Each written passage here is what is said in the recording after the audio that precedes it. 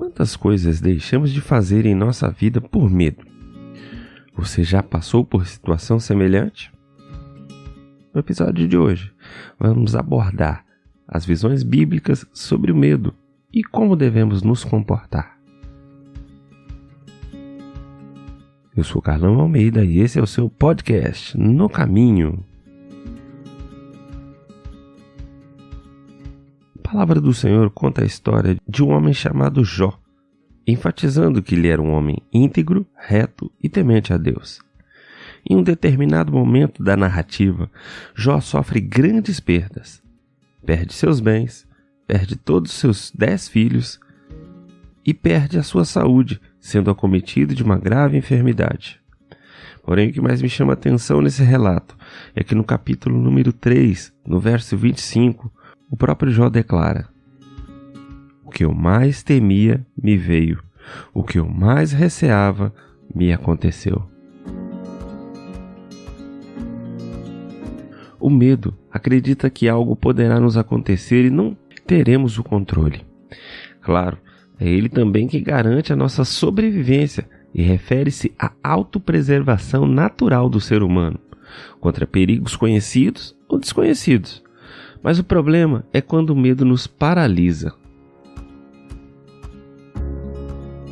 Quem nunca teve um desejo, uma vontade e acabou deixando passar por pensar demais nos contras? A velha frase que diz que é melhor se arrepender do que foi feito cai como uma luva nesses casos. Ao deixar passar a oportunidade de realizar um sonho ou mudar o rumo da sua vida, você pode perder uma chance de ouro e nunca vai saber disso. Talvez uma das melhores maneiras de aproveitar as oportunidades seja viver aqui e agora, sem se prender muito ao que ficou para trás e nem perder o sono com o que virá no futuro. Algum tempo atrás eu fiz um teste psicológico. Uma amiga estava fazendo uma pós-graduação internacional sobre gestão de pessoas e comentou comigo sobre o tal teste e logo eu pedi: "Posso fazer?"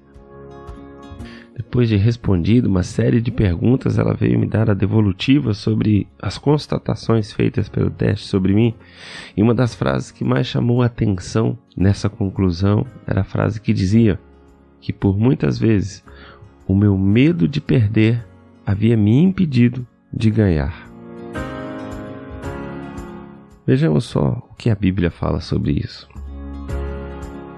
O Salmo de número 23, um dos mais conhecidos textos da palavra do Senhor, diz: "O Senhor é o meu pastor e nada me faltará.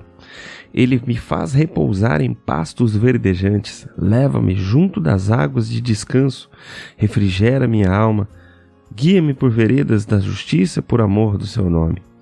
Ainda que eu ande pelo vale da sombra da morte, não temerei mal nenhum, porque tu estás comigo, o teu bordão e o teu cajado me consolam." Em muitos lugares, em muitas casas que eu visitei, eu já vi uma Bíblia aberta, com esse salmo aberto, e muitas das vezes nas conversas com essas pessoas, os temas abordados mostravam que aquela pessoa tinha muitos medos e perdia muitas oportunidades devido a não colocar em prática o que está na palavra.